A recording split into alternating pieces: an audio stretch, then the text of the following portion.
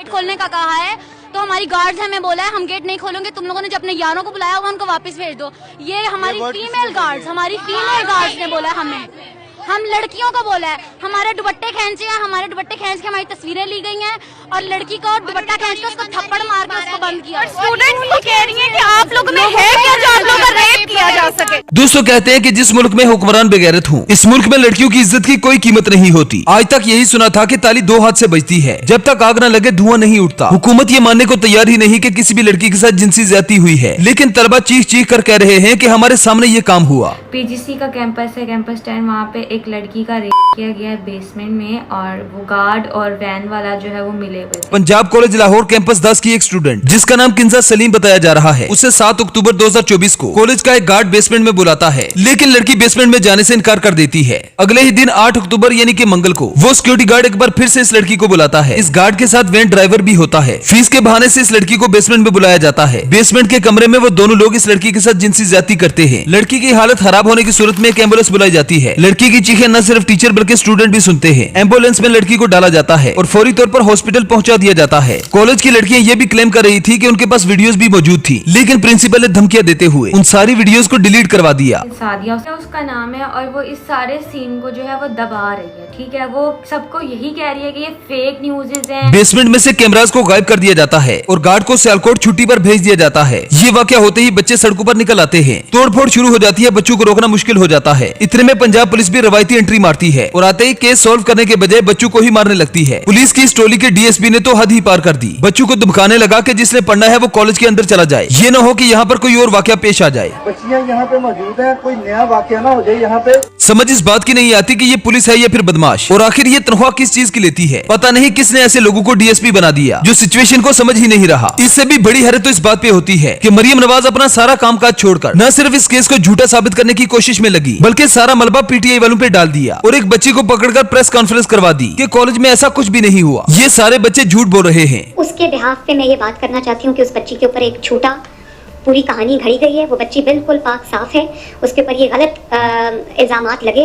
ये सारा मंजर देखकर तो शैतान भी पाकिस्तान से भाग गया होगा कि यहाँ पर तो मेरे होने से कोई फायदा नहीं, यहाँ तो हर बंदा मेरे सारे काम सरंजाम दे रहा है। मतलब यार बेशर्मी की भी एक हद होती है, लेकिन हमारी हुकूमत ने तो सारी हदें पार कर दी।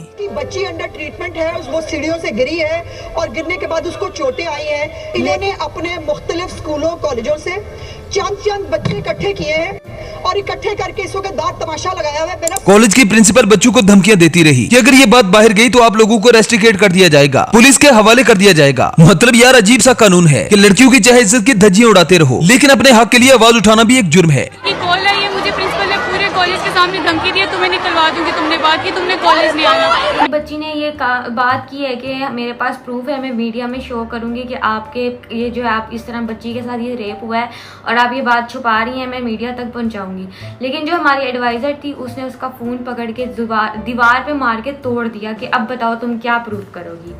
और फिर साथ प्रिंसिपल ने उससे कहा कि तुम बच्चों को कॉलेज से निकालने की धमकियां दी जा रही है। बच्चे के साथ 2 दरिंदों ने जिनसी ज्यादती की और बच्चे अपने हक के लिए आवाज भी नहीं उठा सकते। अगर ऐसा कुछ भी नहीं हुआ था तो पुलिस ने बच्चों को मारा क्यों? 22 से 23 बच्चों को जख्मी किया और आखिर बच्चों को प्रोटेस्ट करने से रोका क्यों जा रहा है? उस्मा बुखारी से लेकर मरियम नवाज तक, पुलिस से लेकर प्रिंसिपल तक सबका यही कहना है कि कोई ऐसी बच्ची है ही नहीं जिसके साथ जिनसी ज्यादती हुई हो। जबकि एजुकेशन मिनिस्टर जाकर बच्चों से पर्सनली मिला, बच्चों के मोबाइल में सबूत और मैसेजेस देखे, जिसके बाद उसने इंश्योर किया कि ऐसा वाकया बिल्कुल हुआ है। हम इस कॉलेज की रजिस्ट्रेशन को मंसूख करते हैं और साथ ही साथ जो जो इस मामले में मुलविस हैं हम उनको उल्टा टांगेंगे।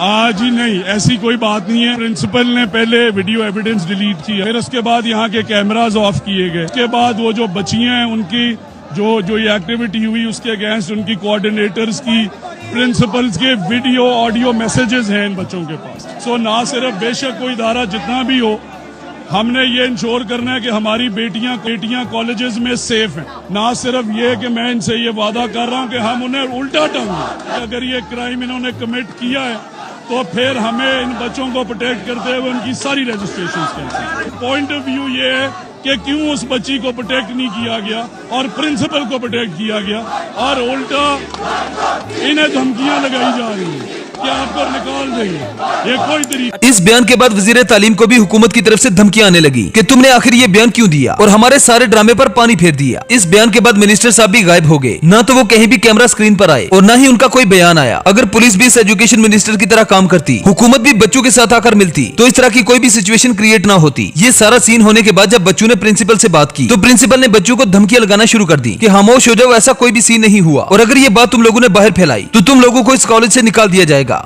जब बच्चों ने देखा कि यहाँ पर तो हमारी कोई भी बात सुन नहीं रहा, तो 11 अक्टूबर को इंस्टाग्राम के एक पेज पर एक पोस्ट वायरल होती है जिसमें कहा जाता है कि एक सिक्योरिटी गार्ड जिसका नाम ऑन है, उसने और उसके एक साथी ने बेसमेंट में एक लड़की के साथ जिनसी ज्यादती की है। इन दोनों को पकड़ा जाए और हमें इंसाफ दिया जाए। यही वो पोस्ट थी जिसके बाद ये सारा मामला शुरू हुआ। स्टूडेंट्स की तरफ से एक्सट्रीम रिएक्शन आता है, पुलिस आती है और बच्चों को मारने लगती है। बहुत से बच्चों को जख्मी कर दिया जाता है। 22 से 23 बच्चे जख्मी होने के बाद हॉस्पिटल पहुंच जाते हैं। इंतजामिया और हुकूमत ने सोचा कि अगर इस मामले को एक्सेप्ट कर लिया जाए तो फिर हुकूमत के साथ साथ इदारे को भी बहुत बड़ा नुकसान होगा। जिसके बाद हुकूमत और कॉलेज इंतजामिया एक पेज पर इकट्ठे हुए और एक मुश्तरका फैसला किया कि इस मामले को खत्म ही कर दिया जाए। इसके बाद एक ऑफिशियल ट्वीट आती है कि ऐसा कुछ भी नहीं हुआ, किसी के पास कोई भी सबूत नहीं है, क्योंकि सबूत तो सारे मिटा दिए गए थे। सीसीटीवी कैमरास को तोड़ दिया गया था और वहाँ पर जो भी फुटेजेस रिकॉर्ड हुई थी उनको डिलीट कर दिया गया था। यहाँ तक कि कॉलेज के प्रिंसिपल ने बच्चों के फोन भी तोड़ दिए। बात की है कि मेरे पास प्रूफ है, मैं मीडिया में शो करूंगी कि आपके ये जो आप इस तरह बच्ची के साथ ये रेप हुआ है और आप ये बात छुपा रही हैं, मैं मीडिया तक पहुंचाऊंगी।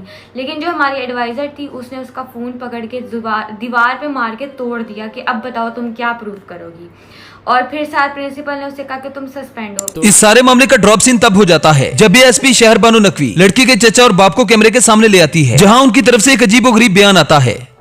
कॉलेज में जो वाकया हुआ है उसके लिए सोशल मीडिया पे काफ़ी वीडियोस वायरल हुई हैं। ऐसी चीज़ नहीं है कि हमारी बच्ची घर पे एक इंसिडेंट हुआ है कि पाँव स्लिप होने की वजह से वो गिरी हैं, तो उनको बैकबोन पे चोट लगी है, जिसकी वजह से वो आईसीयू में गई हैं। इस अजीबोगरीब बयान के बाद कहानी बिल्कुल साफ हो जाती है कि अगर इनकी बच्ची घर में सीढ़ियों पर से गिरी है तो फिर कॉलेज में एम्बुलेंस क्या लेने आई थी, और वो कौन सी बच्ची है जिसके साथ जिनसी ज्यादती हुई, जिसे वैन में डालकर हॉस्पिटल ले जाया गया। बहुत सी चीजें हैं जो पेरेंट के बयान के साथ मैच नहीं करती, जिसका मतलब साफ है कि पेरेंट्स को बहुत ज्यादा प्रेशराइज किया गया। वो चाहते ही नहीं है कि उनके साथ इंसाफ हो। जहाँ लड़की के घर वाले इस मामले से इनकार कर रहे हैं, वहीं स्टूडेंट किसी भी सूरत में मानने को तैयार नहीं। बच्चियों का कहना है कि हमने ये सारा मामला अपनी आंखों से देखा है, यहाँ तक कि उस लड़की को एम्बुलेंस में ले जाते हुए भी देखा है। न सिर्फ बच्चों के सामने कैमरा को उतारा गया, बल्कि सीसीटीवी कैमरास में रिकॉर्ड वीडियोस को भी डिलीट कर दिया गया।